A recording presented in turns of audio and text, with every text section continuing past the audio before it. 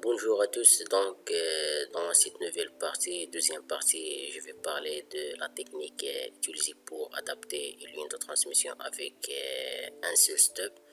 Dans la première partie, on a vu la technique par adaptation cardante. Donc dans cette nouvelle partie, je vais parler de l'adaptation par un seul stub.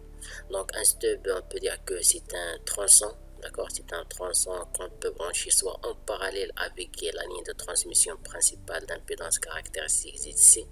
D'accord, donc le cas ici, c'est le cas en parallèle. On a le premier conducteur relié avec le premier conducteur du stub et le deuxième conducteur de la ligne relié à notre deuxième conducteur de stub. D'accord, donc ce stub, on peut avoir soit en circuit ouvert, c'est-à-dire l'extrémité du stub, c'est un circuit ouvert, on n'a pas de charge, soit on peut avoir un court circuit, c'est-à-dire le premier conducteur est relié au deuxième conducteur, comme vous voyez ici, soit au lieu d'un court circuit, on peut avoir une charge, c'est-à-dire une impédance qui possède une valeur. Par exemple, ici à l'extrémité de notre ligne principale, on a une charge ZL, aussi on peut avoir au niveau du stub une charge, d'accord. Donc on a trois cas, soit un circuit ouvert, soit un court-circuit, soit une charge. Donc ça, on a un stub branché en parallèle. En autre cas, on peut avoir un stub branché en série. D'accord, en série, c'est-à-dire quoi? C'est-à-dire on a le premier conducteur du stub est relié à notre premier conducteur ou deuxième conducteur de la ligne. D'accord, la sortie de la ligne est reliée à l'entrée du stub. Donc on a le stub et l'autre conducteur relié à l'entrée toujours du même conducteur avant de passer vers la charge. Donc on peut avoir un stub inséré soit sur le premier conducteur, soit sur le deuxième conducteur. Donc toujours le stub, on peut avoir ce stub soit en circuit ouvert, comme vous voyez ici, soit en court-circuit, comme vous voyez. Donc un court-circuit, c'est-à-dire je relie le premier conducteur du stub avec le deuxième conducteur du stub, soit je peux avoir au lieu d'un court-circuit une charge, c'est-à-dire une impédance avec une valeur réelle ou partie réelle et partie imaginaire. D'accord, donc toujours reste presque comme le cas d'un stub en parallèle. On a soit un court-circuit, soit un circuit ouvert, soit une impédance à l'extrémité du stub. D'accord, donc les deux cas, soit on a un stub en série, soit un stub en parallèle. D'accord, donc il faut rappeler bien que un court-circuit, c'est-à-dire quoi? C'est-à-dire l'impédance d'un court-circuit est égale à 0, c'est-à-dire au niveau d'un court-circuit, on a une impédance est égale à 0. Soit on peut avoir un circuit ouvert d'impédance est égale à l'infini. Soit on peut avoir une impédance fixe, c'est-à-dire une impédance qui possède une valeur, par exemple 50 ohms, 30 ohms, 20 ohms ou 50 plus J 30, c'est-à-dire une valeur partie réelle et partie imaginaire. Pour notre cas ici, on va traiter le cas d'un stub en parallèle avec un court-circuit. Donc concernant en parallèle ou en série, le principe reste le même, d'accord, soit un stub en série, soit un stub en parallèle, comme ça, donc reste le principe de calcul reste le même. Il suffit que si je travaille avec une impédance, c'est-à-dire un stub en parallèle, donc si je veux calculer les impédances, il faut travailler avec des admettances. Pourquoi? Parce que si on a plusieurs admettances en parallèle, plutôt impédance en parallèle, donc l'impédance équivalente, c'est 1 sur l'impédance équivalente est égal à 1 sur l'impédance 1 plus 1 sur l'impédance 2 plus 1 sur l'impédance 3. Donc pour déduire l'impédance équivalente reste un peu difficile et prend un peu du temps. Par contre, si je travaille avec des admettances, donc l'admettance équivalente, c'est la somme de toutes les admettances. Donc si je travaille avec le cas parallèle, c'est mieux de travailler avec des admettances, d'accord. Par contre, si je travaille avec le cas en série, d'accord, ici, il suffit de travailler avec des impédances parce que l'impédance équivalente de plusieurs impédances en série, c'est la somme des impédances. Donc, pour notre cas, dans cet exemple, je vais travailler pour le cas d'impédance plutôt pour le cas d'un stub en parallèle, comme vous voyez. Donc, un stub court-circuité, c'est-à-dire je relie le premier conducteur et le deuxième conducteur avec un fil. Donc, je parle d'un stub en parallèle, d'accord? Donc, ici, comme vous voyez, on a l'entrée du stub, ZE, c'est l'entrée du stub. On a ZC, c'est l'impédance caractéristique du stub. Et ZCC, c'est l'impédance à l'extrémité du stub, c'est un court-circuit, d'accord? Donc, ici, si on applique toujours l'impédance d'entrée du ligne de transmission, reste la même chose pour un stub. Donc, ZN, c'est-à-dire ZE, pour un stub, est égal à ZC, c'est-à-dire l'impédance caractéristique du stub, fois ZCC, c'est-à-dire l'impédance de la charge, pour notre cas c'est un court-circuit, plus ZC, l'impédance caractéristique de la ligne tangente hyperbolique gamma L sur ZC plus ZCC, tangente hyperbolique gamma L. Et puisque on travaille avec le cas d'un court-circuit, c'est-à-dire ZCC est égal à 0, donc je peux remplacer ici ZCC par 0, je trouve que ZE est égal à ZC tangente hyperbolique gamma L. Donc je considère toujours le cas sans perte, c'est-à-dire une ligne de transmission sans perte. Donc gamma est égal à alpha plus J bêta est égal à J bêta, parce que sans perte alpha est égal à 0. Donc je remplace dans l'équation, je reçois que ZE, c'est-à-dire à l'entrée de la ligne, c'est-à-dire à l'entrée du stub plutôt, est égal à G ZC tangente bêta L. Et comme vous voyez ici, cette relation numéro 3, on a l'impédance du stub, c'est une impédance imaginaire pure, c'est une réactance J fois ZC tangente bêta L. D'accord? Donc toujours pour un stub en parallèle, comme vous voyez ici, on a l'impédance d'entrée du stub, c'est une impédance imaginaire. L'impédance d'entrée, c'est une impédance imaginaire. D'accord? On n'a pas de partie réelle. Donc, concernant les stubs, l'objectif est quel est qu'est-ce qu'on va déterminer. Donc, on suppose toujours pour un seul stub, on suppose que ZC, l'impédance caractéristique, est connue, ZL, l'impédance de la charge, est connue, et lambda est connue. Ce que ça veut dire lambda est connu, c'est-à-dire la fréquence. Je connais à quelle fréquence je transmets l'information. D'accord? Je connais la fréquence. Donc, ces trois paramètres sont connus, ZC, ZL et lambda. Et donc, quel est notre objectif? Il faut déterminer la longueur du stub L, la longueur du stub L et sa distance D par rapport à la charge. Si je reviens vers le schéma en série ou en parallèle, je trouve que le stub il est déplacé par rapport à la charge avec une distance D. Donc il faut déterminer D et L pour avoir la bonne adaptation. D'accord? Donc L et D. Donc ici, je connais ZC, ZL lambda et je détermine L et D à l'aide de la bague de Smith. Donc la technique la plus utilisée, la plus facile, la plus simple, c'est l'utilisation de la bague de Smith.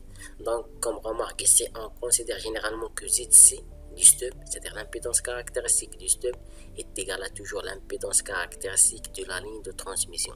Je travaille avec un stub et une ligne de transmission avec les mêmes impédances caractéristiques, d'accord? Avec les mêmes impédances caractéristiques.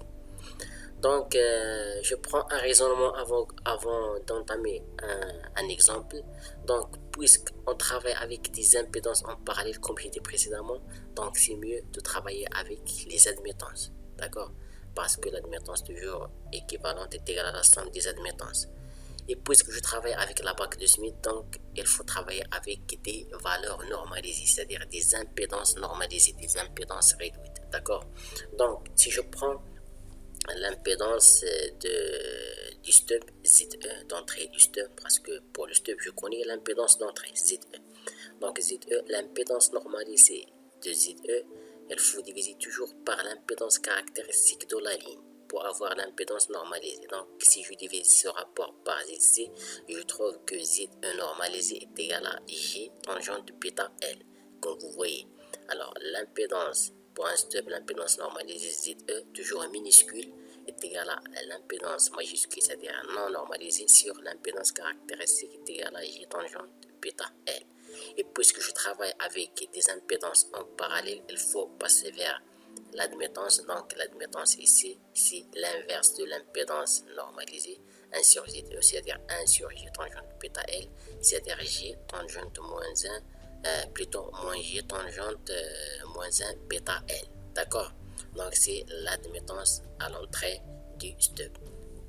Donc, ici, il y aura adaptation si Zn est égal à Zc. Donc, qu'est-ce que ça veut dire Zn est égal à Zc? Donc, je prends l'exemple ici, suivant. Donc, on a une ligne de transmission et on a un stub placé sur la ligne, d'accord? Et on a ZL, la charge. Alors, il faut déterminer T et il faut déterminer L, la longueur du stub. Donc, dans un premier temps, qu'est-ce que je fais? Je vais tracer deux plans sur la ligne de transmission. Le plan MM', c'est-à-dire après le stub, et le plan NN' avant le stub. D'accord? Avant le stub. Donc, le plan NN', c'est-à-dire le plan qui possède l'impédance du stub en parallèle avec l'impédance ramenée à l'entrée MM'. L'impédance ramenée à l'entrée MM', c'est-à-dire l'impédance en fonction de ZL et l'impédance à ce niveau. D'accord? Donc, Zn est égal à l'impédance d'entrée du stub en parallèle avec l'impédance Zmm'. Et pour avoir une bonne adaptation, il faut que Zc, l'impédance caractéristique de la ligne Zc, doit être égale à l'impédance Znn'. Dans ce cas, la ligne ne connaît que l'impédance d'entrée Znn'. Et l'impédance Znn', bien sûr, elle dépend de l'impédance d'entrée du stub et l'impédance Zmm'. D'accord? Donc, je répète que pour avoir la bonne adaptation, il faut que Zc, l'impédance caractéristique de la ligne, doit être égale à l'impédance Znn'. Pour avoir une bonne adaptation. Donc, nous, qu'est-ce qu'on va faire? On va déterminer Znn' en fonction de Zmm' et l'impédance d'entrée du stub. D'accord? Donc, c'est ce que j'ai fait ici. Donc, il y aura une adaptation si Znn' est égal à Zc avec. Vous voyez ici que Znn', c'est l'impédance d'entrée du stub en parallèle avec l'impédance Zmm'. D'accord? Voilà. L'impédance Znn', c'est l'impédance du stub en parallèle avec l'impédance Zmm'. Donc, doit être égal à Zc, c'est-à-dire l'impédance de caractéristique de la ligne pour avoir une bonne adaptation. Donc, toujours pour avoir l'adaptation, il faut avoir une égalité entre les impédances. Donc, Znn' est égal à Zc, donc je détermine Znn' normalisé, donc il faut diviser par l'impédance caractéristique de la ligne. Donc, si je divise par l'impédance caractéristique de la ligne Zc', je trouve que Znn' est égal à 1. Parce que je divise ici par Zc, ici, la même chose, je divise par Zc, je trouve que Znn' est égal à 1. Parce que je divise par Zc. Donc, l'admittance de Znn', c'est l'inverse de Znn'. Donc, Ynn' est égal à 1 sur Znn' est égal à 1. C'est l'admittance. Donc, il faut faire attention ici. Toujours, l'impédance d'entrée du stub est égale à une partie imaginaire, réactance. Et l'impédance Znn' est égale à 1, une partie réelle. D'accord? Une partie réelle, Znn' est égale à 1. Donc, on prend cet exemple-là. Donc, exemple d'application numéro 1. On considère une ligne de transmission d'impédance caractéristique Zc est égale à 100 ohms. Donc, je considère que la ligne de transmission qu'on a, elle possède une impédance caractéristique Zc est égale à 100 ohms. Donc, cette ligne de transmission est reliée à une charge. Cette charge ZL possède l'impédance 25-J75 ohms. Vous voyez que la charge possède une partie réelle et une partie imaginaire. Donc, j'ai aucune adaptation entre la charge et l'impédance caractéristique de la ligne. Donc, qu'est-ce que je fais? Il faut ajouter un stub pour avoir l'adaptation. Donc, qu'est-ce que je fais? Donc, on a la transmission se fait à la fréquence f est égale à 1 GHz. Donc, puisque j'ai la fréquence, je peux déduire la longueur d'onde. Alors, on a la relation entre la longueur d'onde et la fréquence, c'est lambda est égal à c sur f. Avec c, c'est la vitesse de la lumière dans l'espace libre est égal à 3 fois 10 à la puissance 8. Donc 3 fois 10 à la puissance 8 divisé par 1 giga. Alors on convertit la valeur en Hertz. Alors 10 à la puissance 9, je trouve que lambda est égal à 30 cm. Donc notre objectif, c'est de déterminer D, la distance par rapport à la charge, la distance du stub par rapport à la charge, et la longueur du stub pour avoir une bonne adaptation. Et toujours, je considère ici un stub avec un court-circuit. D'accord? Donc, si on comprend le cas d'un court-circuit, je peux travailler avec un circuit ouvert, je peux travailler avec une impédance d'une valeur fixe. D'accord? Donc, ici, on considère un court-circuit. Donc, dans un premier temps, qu'est-ce que je fais? Dans un premier temps, quand je prends la bague de Smith, il faut représenter l'impédance normalisée de la charge, ZL. Donc, l'impédance ZL minuscule, c'est-à-dire l'impédance normalisée. Donc, pour déterminer l'impédance normalisée, je divise l'impédance de la charge par l'impédance caractéristique de la ligne. Donc, 25 sur 100, il nous donne 0,25 moins 75 sur 100, il nous donne moins 0,75. D'accord, c'est l'impédance normalisée de la charge. Donc, on a une partie positive et une partie négative. Donc, si je prends ici la bague de Smith, voilà notre bague de Smith. Donc, la première étape, comme j'ai dit précédemment, il faut calculer l'impédance normalisée de la charge. Donc, ZL sur ZC, c'est 0,25 moins G, 0,75. Donc, si je passe vers la bague de Smith, on a 0,25 sur l'axe derrière, comme vous voyez, voilà l'axe derrière. Donc, je trouve que le point 0,25, c'est ce point-là. Alors, le cercle en couleur rouge, d'accord, c'est le point derrière.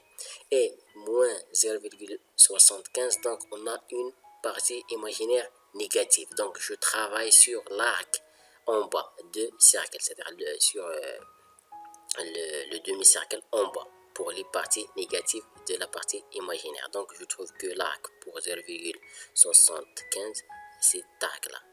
D'accord? Donc, plutôt, je prends l'intersection de cet arc avec le cercle de 0,25. Je trouve que l'impédance normalisée, c'est le point A. D'accord? Donc, qu'est-ce que vous faites?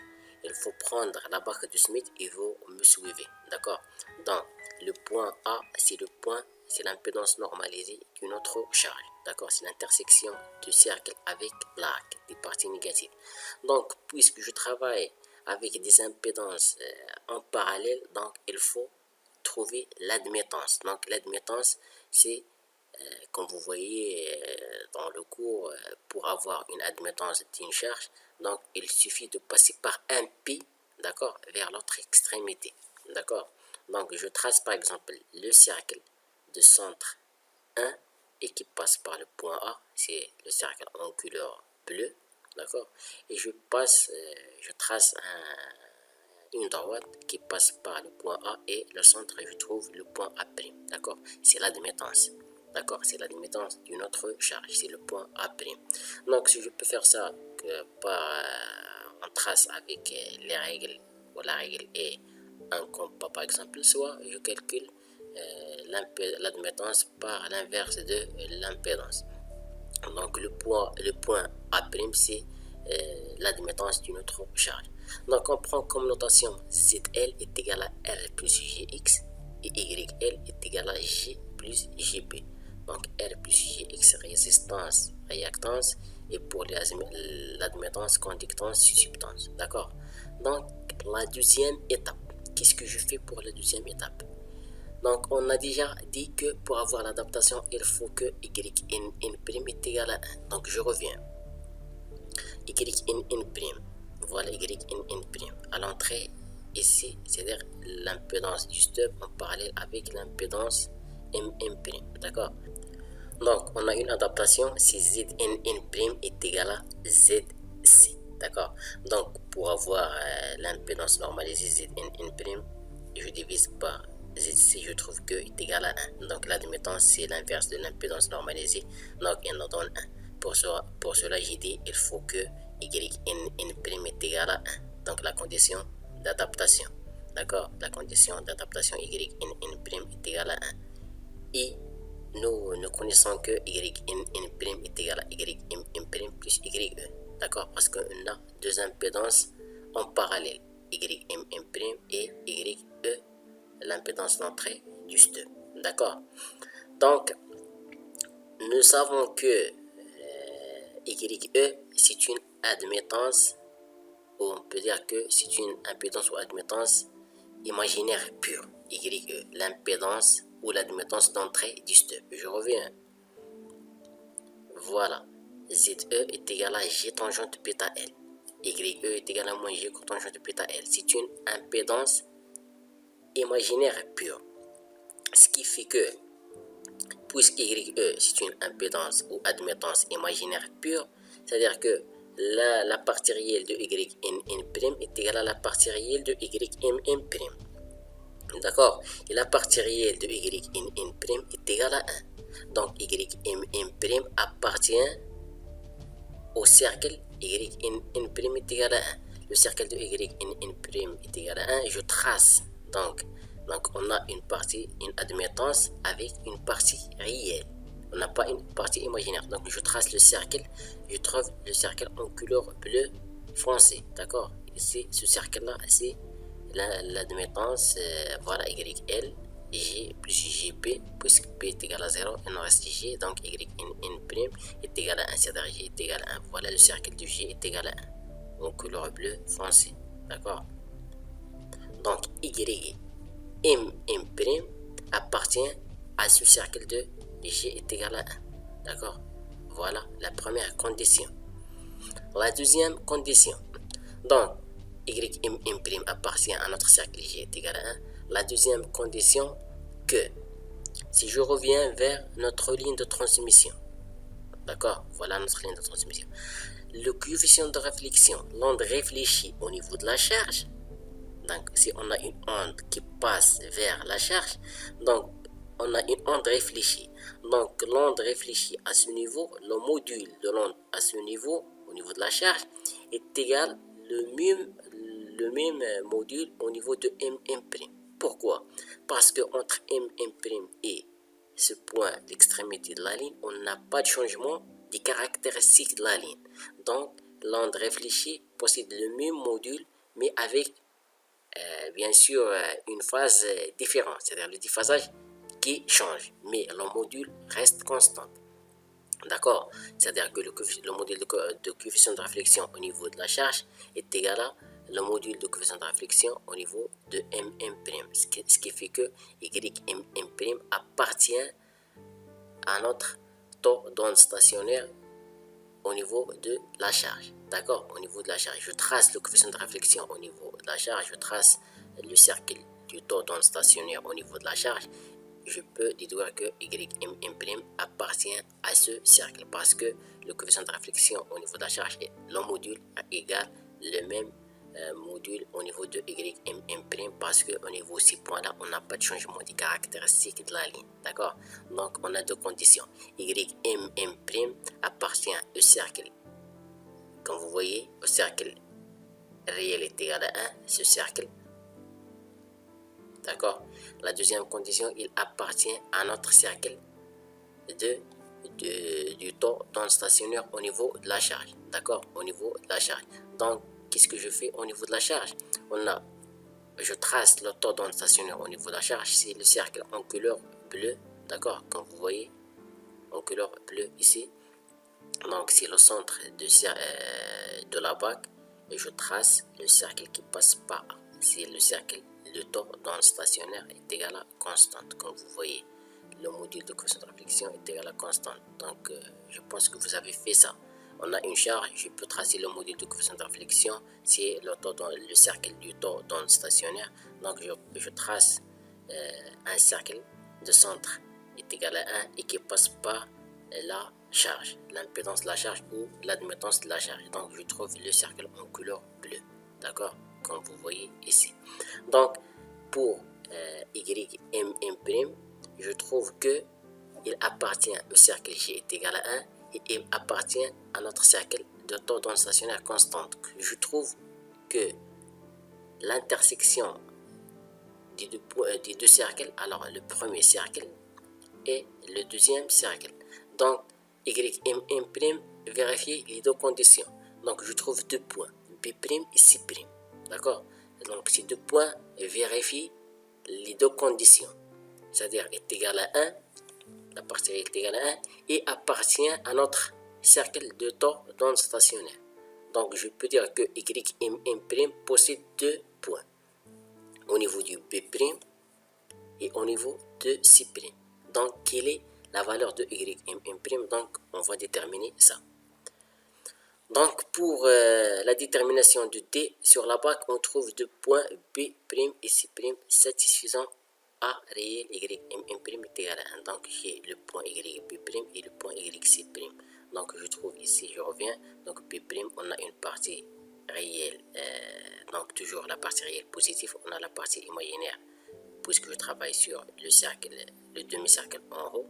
Donc on a le point B' positif, le point C', la partie imaginaire négative, d'accord? Donc on a une symétrie par rapport à l'axe des réels. Donc Yb', Yc', voilà les admettances des deux points. Donc pour déterminer la phase ou le déphasage, donc entre le point A' et B' et le point A' et C', donc qu'est-ce que je fais?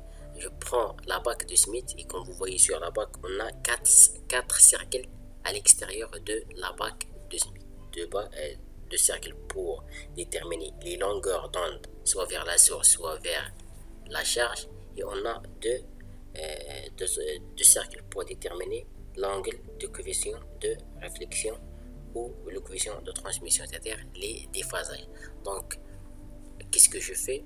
Je prends le déphasage au niveau, je trace une droite qui passe par le centre et le point A et l'intersection avec le cercle qui nous intéresse, d'accord? Je prends un cercle, soit pour les longueurs, soit pour les déphasages, d'accord? Par exemple, je prends les angles du coefficient de réflexion, donc je trace la droite qui passe par le centre et le point A' et le cercle de coefficient de réflexion. La même chose pour B', je trace la droite qui passe par le centre de la bague et par le point B', d'accord?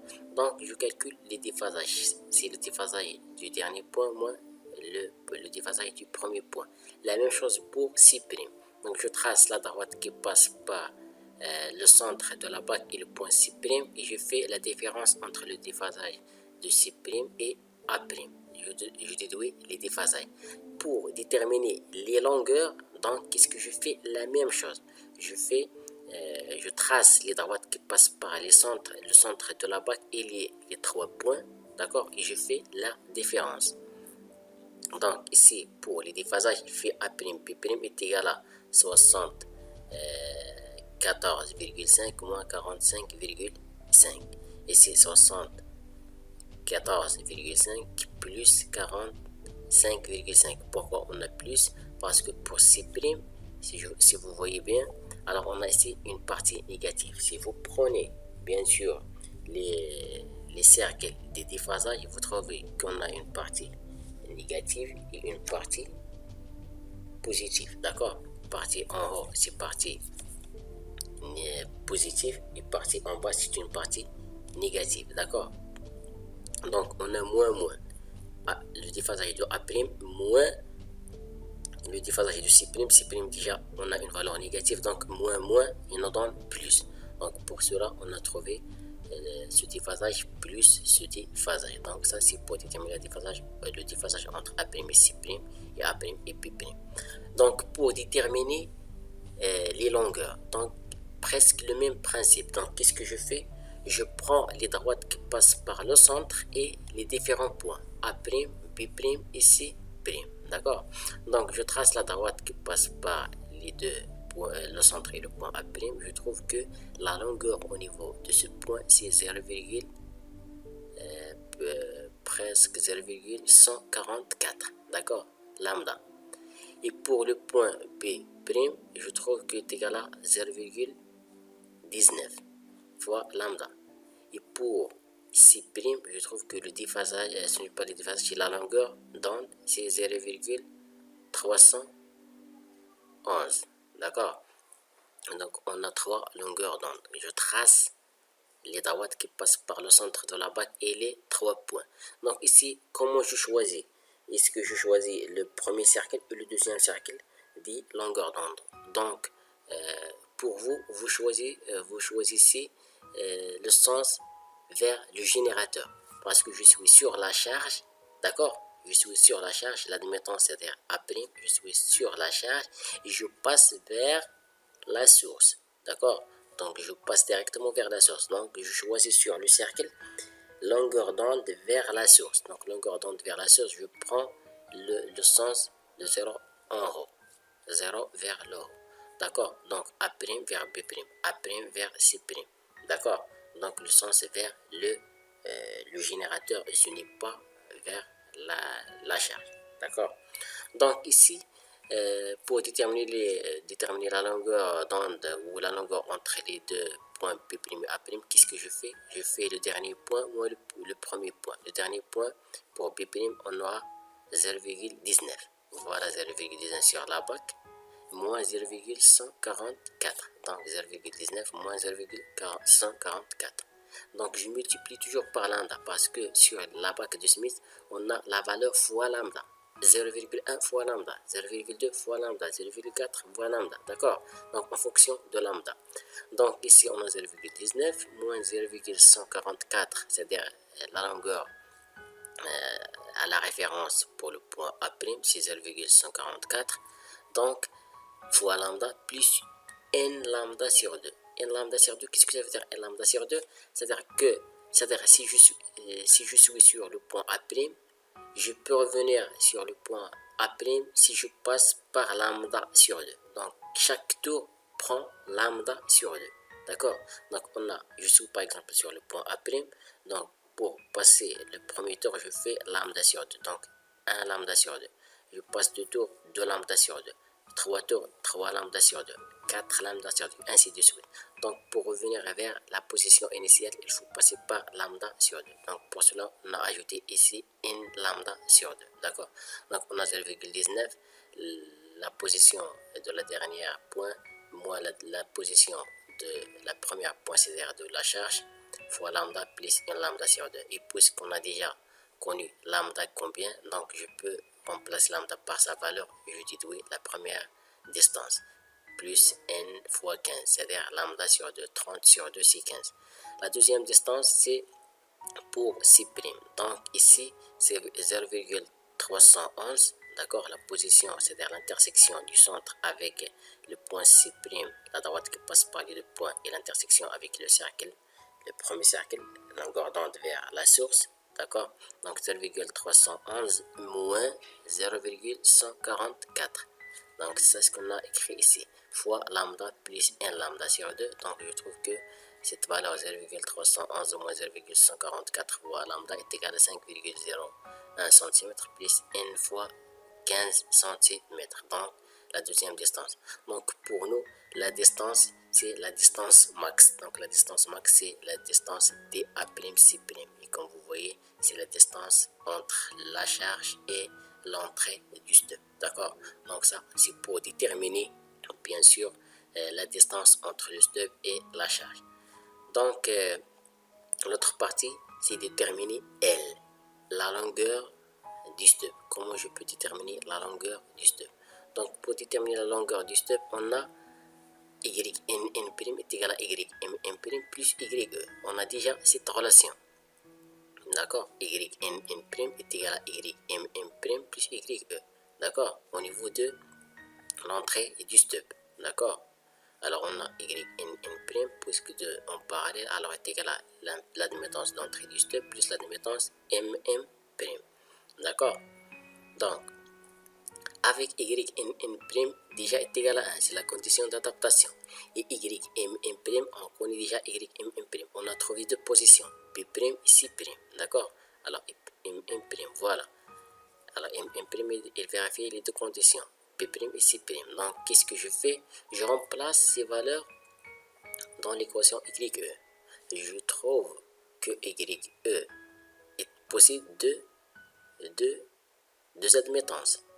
1 moins YMM', c'est-à-dire 1 moins 1 moins J2,1. Et on donne moins J2,1. le point E', on va voir le point, et on a 1 moins 1 moins G 2,1, et on donne 2 G 2,1. Donc, on a deux points. D'accord, YE1 et YE2. Donc, qu'est-ce que je fais? Je vais tracer les deux points D' et E', c'est-à-dire 2,1G moins 2,1G. Donc, je trouve D', voilà le premier point, voilà le deuxième point sur la bague. Donc, qu'est-ce que vous faites? Vous prenez la bague de Smith et vous tracez ces deux positions, G2,1 et moins G2,1. Vous allez trouver ces deux points, D' et E'. D'accord? Voilà les deux positions de l'admittance d'entrée du stub. On a trouvé deux admittances, mais quelle est l'admittance réelle? Donc, on va voir dans la suite. D'accord? Donc, on a deux admittances. Donc, pour calculer la longueur du stub L, voilà. Donc, il faut placer sur la bague le point situé à l'autre extrémité du stub. Donc, nous connaissons déjà que le stub, c'est un court-circuit. D'accord? C'est-à-dire ZCC est égal à 0. Donc, si je passe vers la bague de Smith, je trace ZCC est égal à 0. ZCC est égal à 0, c'est sur ce point, le point de départ de la bague de Smith. Voilà, ici on a ZCC est égal à 0. Donc, puisque je travaille avec des admittances, donc au lieu de travailler avec ZCC, je travaille avec YCC. Donc, j'ai 1 sur 0, c'est l'infini. Donc, pour déduire l'admittance, donc je passe par un P vers l'autre extrémité. Donc, je déduis que l'admittance, c'est ce point-là. D'accord? Alors, l'autre côté. D'accord? Voilà l'admittance d'un court-circuit. D'accord? Donc, je connais l'admittance d'un court-circuit. Je connais l'admittance d'entrée du stub. Donc, la distance entre les deux, c'est la distance L. Donc, je détermine la distance entre ce point et les deux points E', plutôt le point E' et D'. D'accord? Donc, j'ai le point D', j'ai le point E', et ici, comme j'ai dit, pour calculer L, il faut placer sur la bague le point situé à l'autre extrémité du stub. Ce point est en court-circuit, son impédance est donc Z est égal à 0, c'est le point F sur la bague. Voilà le point F sur la bague. Pour déduire l'admittance, on prend l'inverse, donc c'est l'infini, c'est le point F' sur la bague. Donc voilà le point F' sur la bague. Donc la distance entre le point D' et F' et E' et F', c'est la distance, c'est la longueur L. D'accord? Donc il existe deux longueurs possibles, L1 et L2, qui correspondent au déplacement de F' à D', F' à D', c'est-à-dire le court-circuit vers l'entrée du stub, et de F' à E', toujours le court-circuit vers l'entrée du stub. Donc, pour déduire, je détermine les deux distances. Donc, je prends la projection du centre avec le point D' sur les longueurs d'onde, d'accord? Toujours, je prends par exemple soit vers la source, soit vers la charge. Je me déplace vers la source ou vers la charge, d'accord? Donc, ici, je passe de F', d'accord, du court-circuit vers l'entrée du stub. Donc voilà le court-circuit vers l'entrée du stub. Donc comme j'ai dit, soit je me déplace vers la source, donc je prends ce sens, soit je me déplace vers la charge. Mais quand vous déplacez pour le premier, c'est-à-dire la première longueur vers la source par exemple, donc la deuxième longueur, toujours il faut prendre le même sens. D'accord? Donc je prends par exemple F' vers E'. Donc l'autre longueur sera F' vers D'. D'accord? Donc je prends le même sens. Si je prends F' vers D', ce sens en haut, donc pour E', la même chose. Je prends F', je passe par D' et je passe vers E'. Donc je prends le même sens. D'accord? Donc ici, la première distance c'est E' moins F'. C'est-à-dire, je prends la projection des deux droites, la première droite et la deuxième droite. Donc la deuxième droite, elle nous donne 0,321, c'est-à-dire l'intersection de la droite du centre avec le point E', d'accord? Donc moins l'intersection avec le point F', 0,25. Donc 0,321 moins 0,25, et nous donne la première longueur. La deuxième longueur, on prend cette distance, en couleur, d'accord, violet, d'accord. Donc, c'est 0,199, plutôt 0,179 plus ce demi-cercle 0,25, d'accord. Donc, il nous donne la première longueur et la deuxième longueur, d'accord. Donc, pour les longueurs, toujours, je prends la longueur max. Donc, la longueur max, toujours comme j'ai fait, plus ici 0,25 plus 0,179 fois lambda plus 1 lambda sur 2. La même chose pour l'autre longueur. Donc, je trouve que les deux longueurs est égale à 12,9 cm plus 1 fois 15 cm. La deuxième longueur, c'est 2,13 cm plus 1 fois 15 cm. Donc, pour nous, on prend toujours la longueur max, d'accord. La longueur max. Donc, la longueur max, c'est la première longueur, 12,9 cm, c'est la longueur du stub, d'accord. Donc, c'est la technique utilisée pour un simple stub, d'accord. Donc, il faut déterminer la longueur par rapport la distance par rapport à la charge et la longueur du stub. Donc, dans la nouvelle vidéo, c'est-à-dire la vidéo suivante, je vais parler de la technique utilisée pour un double stub. À bientôt.